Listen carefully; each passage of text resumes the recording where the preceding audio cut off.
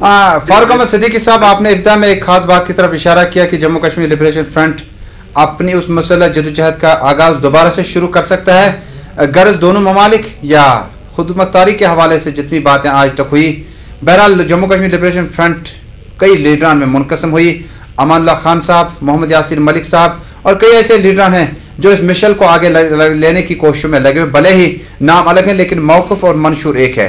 लेकिन रियासत जम्मू कश्मीर ने पिछले कई सालों से आपने देखा होगा कि फिदाइन हमलों में अब ज्यादा इजाफा होता जा रहा है। तो क्या जम्मू कश्मीर लिबरेशन फ्रंट दूर से ताक में बैठे इंतजार कर रहा है कि हिंदुस्तान इशारा करे कि मसला हल होने वाला नहीं है, या यहाँ की प्रैक्टिकल सूरत हाल से आप वाजिब तौर पर खबरदार होने के बाद उस आगाज का भी दोबारा शुरू करेंगे? ये एक नेचुरल प्रोसेस है।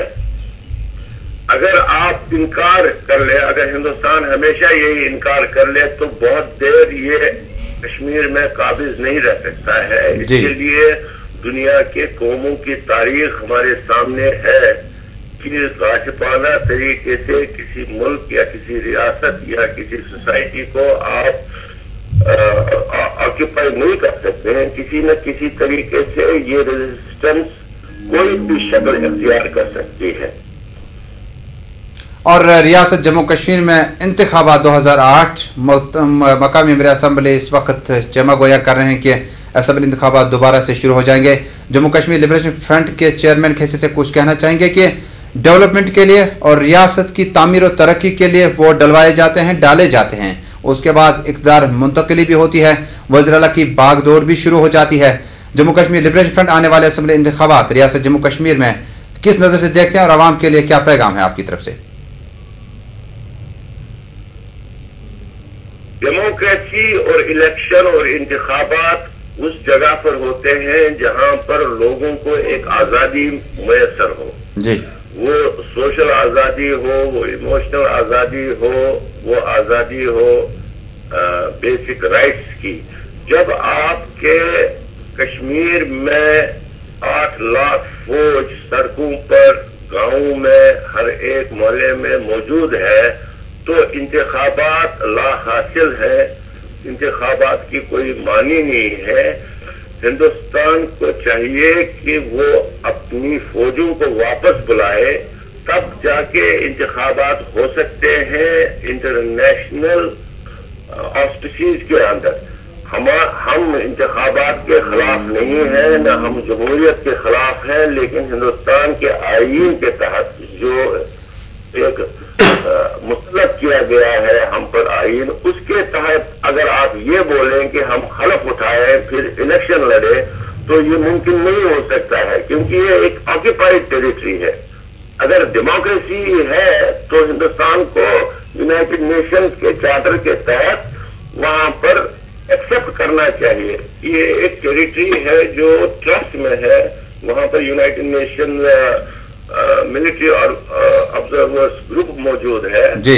वो इसलिए मौजूद है क्योंकि ये एक ट्रस्टी है। जिस तरह से कोसोवो में नेट फौजें मौजूद थी, इसी तरह से यूनाइटेड नेशंस की फौजें मौजूद है कश्मीर में। और पंडित महाजरीन के हवाले से क्या कुछ कहना चाहेंगे कि मसला जदोजहद के दौरान रियासत जम्मू कश्मीर में पंडित महाजरीन अक़लियती फ़िरक़े से ताल्लुक़ रखने वाले अफराद जम्मू और मुल्क की मुख्तलिफ रियासतों की तरफ अपनी ज़िंदगी गुजारने के लिए चले गए, वापसी के लिए इक़दाम किए जाते हैं और कोशिशें अभी तक नाकाफ़ी बताई जाती है। जम्मू कश्मीर लिबरेशन फ्रंट की चेयरमैन की हैसियत से क्या कुछ कहना चाहेंगे कि रियासत जम्मू कश्मीर को जहाँ उर्फ़ आम में पिरवर कहा जाता था और मेहमान नवाजी के लिए हम लोग किसी तारुफ के मोहताज नहीं थे, पंडित महाजरीन की वापसी मुमकिन है क्या? ये एक सोची समझी चाल है, एक सोची समझा एक पॉलिसी है जो हिंदुस्तान ने अपनाई हुई है। मुझे आप ये बोले कि कश्मीर की कौन सी सियासी पार्टी है या कश्मीर का कौन सा तबका है जो कि पंडित बरादरी या माइनॉरिटीज को वापस वेलकम नहीं करना चाहती है।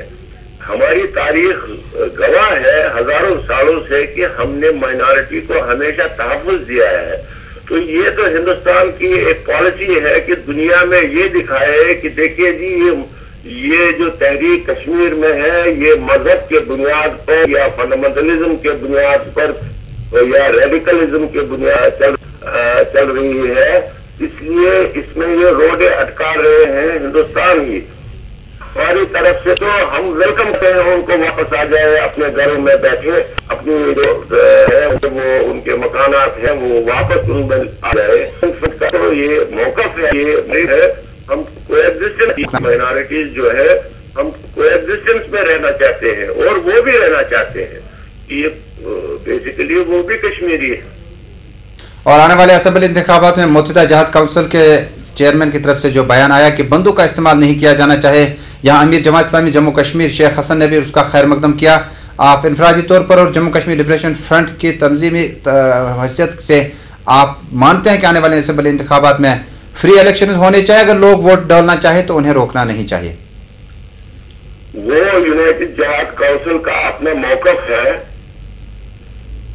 جو انہوں نے بیان کیا ہے جی, لیکن ہمارا یہ موقف ہے کہ کشمیر کے لوگ انتخابات کے ساتھ نہیں ہیں.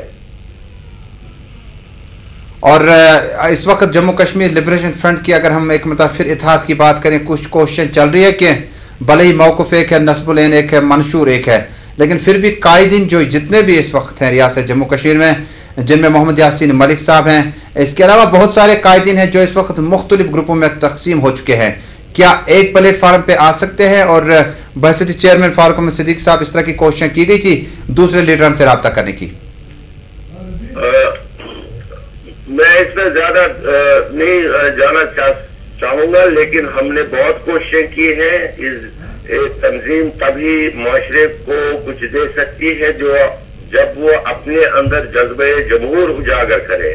اس ضمن میں ہم نے حد سے زیادہ کوشش کی کہ تنظیم کو اس طریقہ کار پر لائے. ہم نے دنیا بھر سے لبریشن فرنٹ کی ایک نیو یارک میں سمٹ بلائی جس میں یہ فیصلہ کیا گیا کہ تمام معاملات اور تعلق سے مرتب کی جائے گی تاک رکھ کر, لیکن ان فیصلوں پر عمل درآمد نہیں کیا گیا. اگر ان فیصلوں پر عمل درآمد ہو سکتا ہے تو ہمیں کوئی اعتراض نہیں ہے.